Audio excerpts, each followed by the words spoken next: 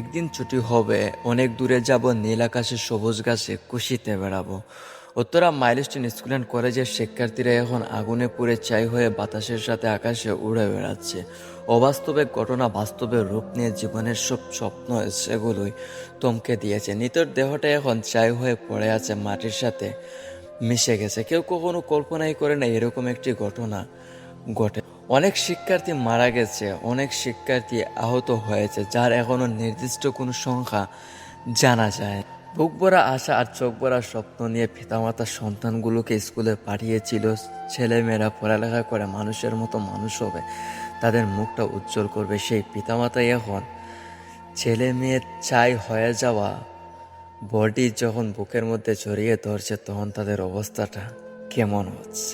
যারা আগুনে পুড়ে নাই, শুধু আগুনের ফুলকো গিয়ে তাদের গায়ের মধ্যে লেগেছে, তাদের অবস্থাটাই আমরা দেখতে পেরেছি কতটা বিপর্যস্ত হয়েছে। চামড়াগুলো একদম ঝলসে গেছে। আর যারা আগুনে পুড়েছে তাদের অবস্থাটা একবার চিন্তা করুন, কতটা কষ্টই না হয়েছে। অনেকের তো অস্তিত্বই খুঁজে পাওয়া যাচ্ছে না। ডিএনএ টেস্টের মাধ্যমে শনাক্ত করতে হবে ছেলে নাকি মেয়ে। পুরো দেশ এবং জাতির জন্য খুবই হৃদয়বিদারক একটি ঘটনা। এই ঘটনা যখনই চোখের সামনে আসে, যখনই মস্তিষ্কের মাধ্যমে চিন্তা করি, তখনই বুকের ভেতরটা হাহাকার দিয়ে ওঠে।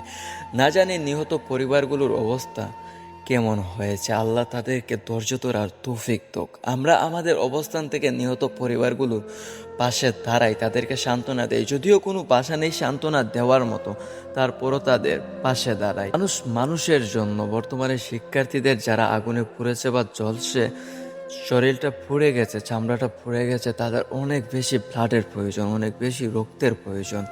আমরা আমাদের নিজস্ব জায়গা থেকে যে যতটুকু পারি রক্ত সাহায্য করে। সংক্ষিপ্ত আমাদের এই জীবন নিমিষে শেষ হয়ে যায়, তারপরও কত শত স্বপ্ন দেখে আমরা প্রতিদিন প্রতিনিয়তই জীবন নিয়ে জীবনকে নতুন করে গড়ব, সাজাবো, আগামীর দিনগুলো অনেক সুন্দর করে কাটাবো। সেই রকম একটি স্বপ্ন ছিল পাইলট তৌকিকুরের। তাই তো ট্রেনিংয়ের শেষ পর্ব, স্লো ফ্লাইট ট্রেনিংয়ে শেষ করে যখন নিজের জীবনের নতুন একটি অধ্যায় শুরু করবেন, তখনই শেষ ট্রেনিংয়ে তার জীবনটাই শেষ হয়ে গেল। চাইলেই তিনি প্যারাশুট বেয়ে নিজের জীবনটাকে রক্ষা করতে পারতেন, বেঁচে যেতে পারতেন, নিজের জীবনকে আবার নতুন করে শুরু করতে পারতেন, কিন্তু তিনি তা করলেন না। দেখলেন কলেজে স্কুলে অনেক শিক্ষার্থীরা রয়েছে যারা মারা যাবে, তাই তো নিজের জীবনের শেষ সময়টুকু পর্যন্ত লড়াই করেছেন, চেষ্টা করেছেন, তারপরও বাঁচাতে পারেন। বিধ্বস্ত হওয়া বিমান নিয়ে কারো কোনো প্রশ্ন থাকার কথা নয়, কারণ পাইলট ইচ্ছা করে বিমানটা বিধ্বস্ত করে নাই। পাইলট নিজের জীবনের শেষ মুহূর্ত পর্যন্ত চেষ্টা করেছেন নিজেকে বাঁচানোর জন্য, শিক্ষার্থীদেরকে বাঁচানোর জন্য। তারপরও তো একটা প্রশ্ন দেখেই যায়, 1964 সালে তৈরি হওয়া বিমান নিয়ে বাংলাদেশে এখনও ট্রেনিং হয়। বঙ্গোপসাগরের বিশাল আকাশপথ থাকতো ঘনবসতিপূর্ণ একটা এলাকায়, যেখানে 5 কোটি বেশি মানুষ বসবাস করে, সেই জায়গায় কি বিমানের ট্রেনিং দিতে হয়?